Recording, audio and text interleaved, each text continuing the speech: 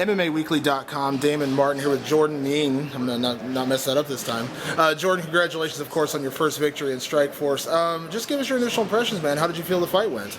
He took the first round. It was a close second, and my dad in my corner told me to push the pace and knock him out, so I did my best and I finished him. We know the shootbox style is usually very, very aggressive, and he came out very controlled, seemed like very patient. Did that throw you off at all, or how did you expect him to be early on?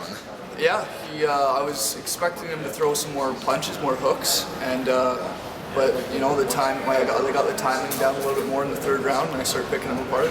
You know, obviously, you'd love to go out there and get a quick first round knockout every single time, but getting your first Strikeforce fight all the way, did you feel comfortable? I mean, as you went into that third round, did you kind of have your confidence at that point? You said you got his timing, so how was that for you? Yeah, I did. I felt confident, but I knew I needed to finish the fight because who knows what the judges would have done. I lost the first round. I could have lost the fight, so I had to not stop with those elbows.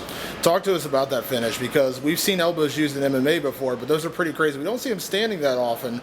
Is that something you normally use, or was it just the opening and you saw it was right there for you? Oh yeah, definitely. I used them as much as I can, and I didn't in the first two rounds, so I knew I had to open them up in the third with some elbows. Was there any concern because he was taking them and not falling down? Were you wondering, is the ref going to stop in? Were you wondering what kind of, is this guy's head built of concrete? What's going through your mind? Yeah, well, those elbows were landed hard and they were right on his temple, so maybe if they were more on the chin, he would have fell right away, but I knew he was slowly falling against the cage there the more I was hitting him, so I just knew to keep it up. I look at a fighter like you and it reminds me of a guy in Jake Ellenberger. You guys both had huge fights outside of the UFC or Strikeforce, which is rare. It's hard to get those big fights against good opponents. Do you feel like having that experience really helped you in this first fight? It did. It helped me with the media. I got to do lots of interviews beforehand, and then coming here it was the same, so I was used to it. I was ready.